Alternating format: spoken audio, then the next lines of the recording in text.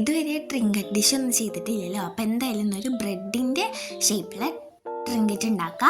അതിന് വേണ്ടിയിട്ട് ഇതുപോലെ ബേസ് ഉണ്ടാക്കിയെടുക്കണം. എന്നിട്ട് ഒരു ഔട്ട്ലൈൻ വരയ്ക്കാം കേട്ടോ ബ്രെഡിൻ്റെ, അല്ലെങ്കിൽ നമ്മൾ വരച്ചിട്ടുണ്ടെങ്കിൽ കൊളാവും. പിന്നെ ഇതുപോലെ ജസ്റ്റ് ഒന്ന് സ്ക്രാച്ച് ചെയ്തിട്ട് അവിടെ എന്ത് ചെയ്യാം, ഇതുപോലെ ഒരു ഇത് വെച്ച് ഒട്ടിക്കുക. ക്ലേൻ്റെ ഒരു പീസ് എടുത്തിട്ട് ഇങ്ങനെ ഒട്ടിക്കുക. എന്നിട്ട് ആ ഒരു സ്ട്രിങ് പോലെ ഇങ്ങനെ വടി പോലെ ആക്കിയിട്ട് ഒട്ടിക്കുക. നല്ല പരത്തിയിട്ട് ഒട്ടിക്കുക കേട്ടോ. എന്നിട്ട് നന്നായിട്ട് വെള്ളം വെച്ചിട്ട് സെക്യൂർ ആക്കുക. നന്നായിട്ട് വെള്ളം വെച്ച് പോളിഷ് പോലെ ചെയ്ത് കൊടുക്കുക. എന്നാലാണ് അത് നല്ലപോലെ നിൽക്കുള്ളൂ. അപ്പോൾ നമുക്ക് ഉണങ്ങി കഴിയുകയാണെങ്കിൽ പൊട്ടാതെ കിട്ടും. അപ്പോൾ ഞാൻ എല്ലാ ഭാഗവും ജസ്റ്റ് ഒന്ന് ഈക്വലാക്കി കൊടുക്കുന്നുണ്ട്. അപ്പോൾ നല്ല അത് സ്മൈൽ ചെയ്തിട്ട് ഇതാക്കുക. പിന്നെ ഒരു ഉണ്ടാക്കുക. അതിന് ഒരു ഫ്ലവറിൻ്റെ ഷേപ്പൊക്കെ ആക്കിയെടുക്കുന്നുണ്ട് ഞാൻ.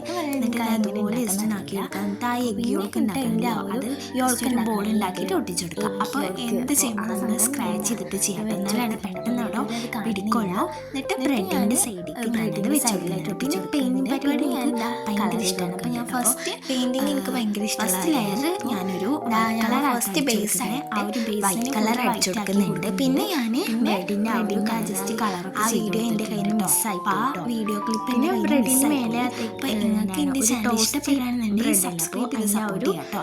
കുറച്ച് ഉണ്ടെന്ന് ജസ്റ്റ് കമൻറ്റ് കൂടെ ചെയ്യാം. പിന്നെ ഇതാ രണ്ട് കണ്ണ് വരച്ചു കൊടുക്കണം. എൻ്റെ കയ്യിലുള്ള ക്ലേ ടൂൾ വെച്ചിട്ടാണ് ഞാൻ വരക്കുന്നത്. അപ്പോൾ ആ ഒരു സ്മൈലും ചെയ്തോക്കാം. വരച്ചാൽ നമ്മൾ ഇഷ്ടപ്പെട്ട സബ്സ്ക്രൈബ് ചെയ്യാൻ ചെയ്തോക്കാം.